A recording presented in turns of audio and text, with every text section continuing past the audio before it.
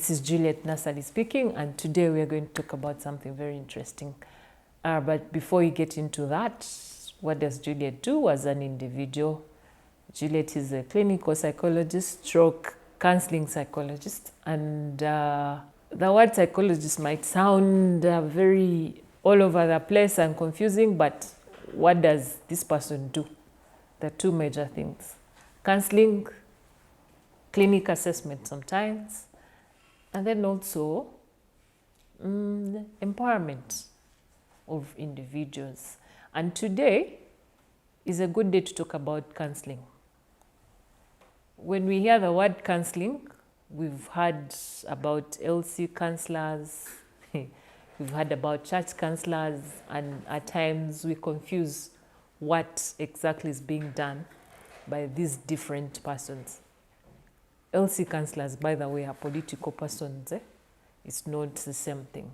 Church counselors are more on the spiritual side, to tell you about God, nourish your soul, understand God deeper, what are the do's and don'ts of a Christian or Christian life, or on the Islam side, what are the do's and don'ts of being a good Muslim. But when you talk about counselors, in the psychological element, we are talking about individuals that help you make changes in your life, that help you improve your quality of life. And how is this done? This is done half of the time through talking, as we generate ways in which we can be better persons. And okay, there is an understanding that we only go for counseling when we're experiencing all the hard things in life, the bad things happening. But I think it's so nice if we go for counseling when we are experiencing the good things. I enjoy listening to happy people. I enjoy listening to happy stories when people have good things going for them. They're having children, they're getting promotions, people are getting married. Counselors also enjoy the good stories, because we're meant to enjoy the good things about life as well. However, half of the time when you go through counseling, we are talking about our challenges, and we are reaching out to a professional to help us develop insight on what exactly we're struggling with. Our struggles are very different as individuals. They stem from family, they stem from traumas, they stem from workplaces, they stem from a school life, and they can also stem from generally just living, how you're relating with people, your social skills, how are you communicating, and all those things put together. That is how we get to find ourselves in that counseling place. It's very important that we embrace counseling, because sometimes you cannot talk to a friend, sometimes you cannot talk to a family member, you cannot talk to a colleague, because we are scared we're going to be judged. It's very normal to feel like, okay, if I tell this person I messed up, they're going to judge me. And because of that fear, we never really get to talk about things. We think we are inconveniencing the other person. And counseling with counseling professionals gives us a platform to be able to air out our issues without feeling judged, because we know we're talking to a stranger that is going to be able to understand where you're coming from, and then also support you or empower you without pointing fingers of, oh, at this point, really? Did you just do that? Did you really have to do that? So it's very important that as individuals, we get to meet counselors and talk about our issues. And today, I'm going to talk about counseling in the understanding of young people. Do we think it's important for young people to embrace counseling? Do you think it's important for young people to talk to someone? Because one of the things that happen in life as you grow up As a young person, there are so many things about you that you don't know. There's an element of identity crisis. There's an element of social skills. There's an element of communication. But half of the time, depending on your age, society demands that at that stage, you should be able to pull through with ABCD. At 16, you should be able to communicate. At 16, you should be good at respect. And as a young person, there's a lot of confusion that happens.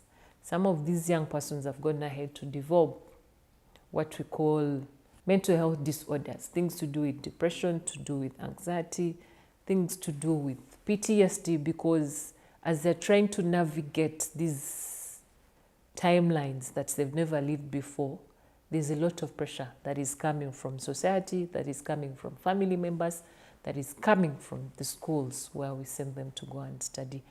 I've engaged with young people for quite a long time, an experience of over 10 years, and I spent my last 5 years in an international school where there are different dynamics with these children. These children have a different understanding of life. Now, integrating them into a societal setting where we think A is supposed to be A, B is supposed to be B, a lot goes on. And it's upon this background that I would want to share a key things that I think are very important for young people and why we should allow them embrace counseling for them to be able to navigate life. And the first thing that we are going to look at as young persons that are growing up, they're trying to understand if A was done by the last generations like this, what is it about me that needs to change? Because the truth is, the world has changed. The dynamics have changed. We have media, we have internet all over the place, and these children are having access to all this information. However, you that was raised in the 70s with what are they called? Those table phones that you used to have. It's even making a scree. You're trying to call across the other side. You think you're going to handle this child the same way. But then you're talking with a child that has access to a phone. They're able to reach out to someone in the US. They're able to reach out to someone in the UK just through a text message. So why is it important that these young people get this counseling? One, they discover new perspectives towards life. Like, yes, it is okay, this is what I've worked with. However, as I work through the new norm of cell phones, of social media platforms, this is where I think I need to manage myself as a person. This is where I think I need to develop the niche and say, I'm going to use my social media platform for this. If I open up this YouTube channel, this is what I want my followers to consume. We are very hell-bent on the number of followers that someone has. The higher your number, the better for you. And truthfully, young people are very invested in this. If someone has 2 followers on TikTok, they feel like they're not liked by the entire world. They want to do something bizarre to introduce them to the platform. But does acceptance come from the number of followers? I don't know. That is to you. So when you introduce young people to counseling, you're helping them discover a new perspective to how they see life, to how they can integrate what they know into what is already existing. And then counseling is important to young people because it helps them build communication skills. I don't think there's anyone who is good at communication skills and they're not good at conversations. They've not been given platform to talk about things. Someone who holds things within them are usually very poor communicators. When they're trying to communicate 1 or 2, the third time they're snapping because they don't know how to put out these emotions. They don't know how to relay their feelings to the people around them. But a child that has been able to embrace a counseling process. A young person that has been able to go through a counseling process is able, and they're in position how to communicate respectively, how to put their feelings across, how to put their emotions across, instead of having anger outbursts, instead of throwing tantrums, instead of just walking away. I know as us as adults, the worst a child can do to you is in the middle of an altercation, they're walking out on you. We feel like that's the iota of disrespect. At times they are safeguarding themselves. They don't know what to tell you. They don't know how to communicate it. But if they go through a counseling process, then it becomes easier for them to be able to communicate and say, you know what, mommy, I think at this point, I feel like I cannot push on because of A, B, C, D, which they wouldn't have told you before. Then when a child is able to communicate, what is the best fruit that they are getting from this? It's an automated element of improving their self-esteem. Because if I'm able to communicate, then I'm in position to say, here I am present, and this is who I am. Self-esteem is very important for any individual, be it an adult or a child. It's very easy to scan through someone who has a very low self-esteem by how they communicate. Hi, so I was thinking, but you're in the present. Why are you thinking? Tell me what it is. If a child has been able to adapt new communication skills, then their self-esteem is definitely in a higher placing, and they'll be able to handle the persons around them. And the other key thing that we want young people to embrace is resilience. Life, regardless of where you are, regardless of which kind of lifestyle you're living, will always have challenges. The question is, how do you deal with these challenges? How do you overturn them? How do you support yourself to move forward? For example, if along the way you dropped out of school and then you feel like it's the worst thing that has ever happened, how do we get a child or a young person to a position to appreciate, like, you know what? I dropped out of school, but it's not the end of the world. I still have a second chance, and I'm going to make this work. Resilience is very key for anyone in life, because you're going to meet challenges at every stage in your life. You're going to meet hard to work with people that are hard, naturally hard. Are you going to walk out from this workplace to the next because you think, I don't like this person, they're hard to work with. This one is complicated, they ask too many questions. This one is lazy, they don't want to do anything. So it helps you become a resilient person, because as you talk about these things, you're generating new ideas on how to cope with any other person that you're going to meet along the way. You're able to know that, okay, this is a challenge, how do I come out of it? Because as you go through the counseling, there's an element, a plan of action is mandatory. It's not just about talking about your problem. Plan of action, moving from here to here. What do I have to do? Where do I go? Which options do I have to be a better person?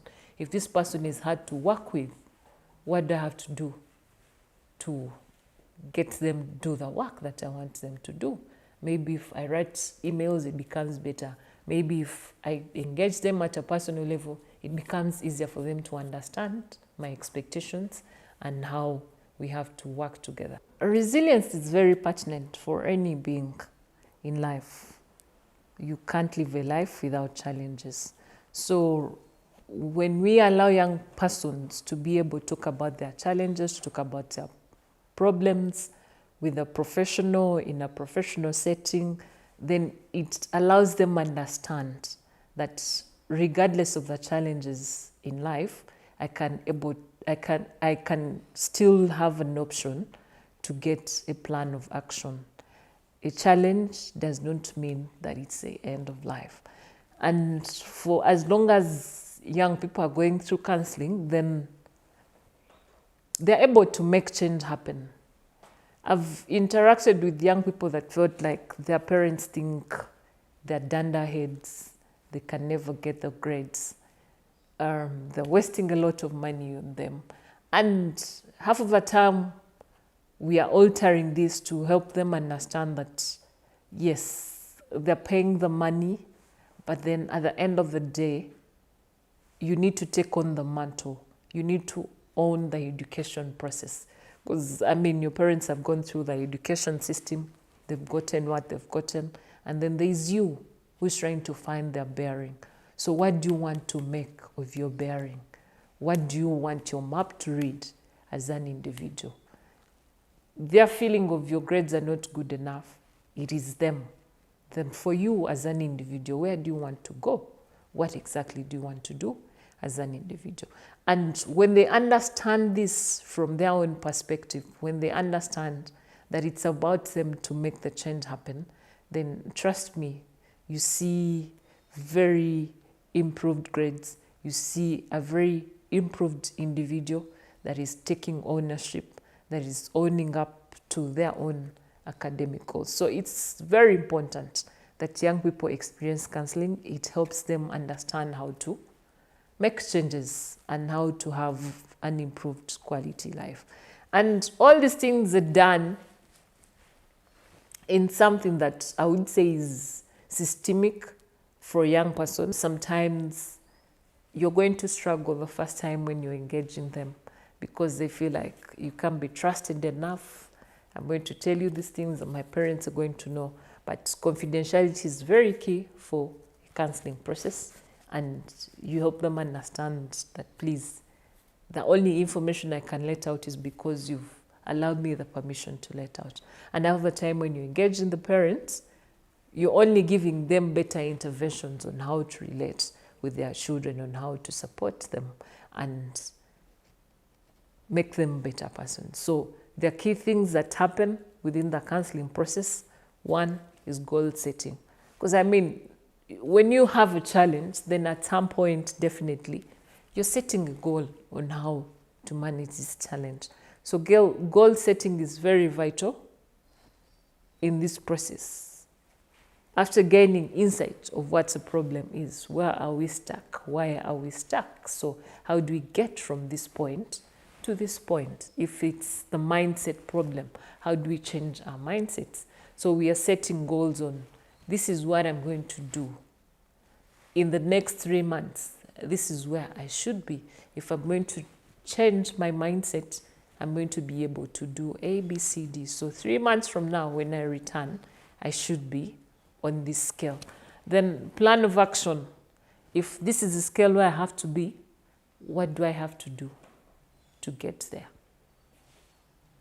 What exactly do I have to do to get that point? So they draw a plan of action on where they want to go after they've set goals.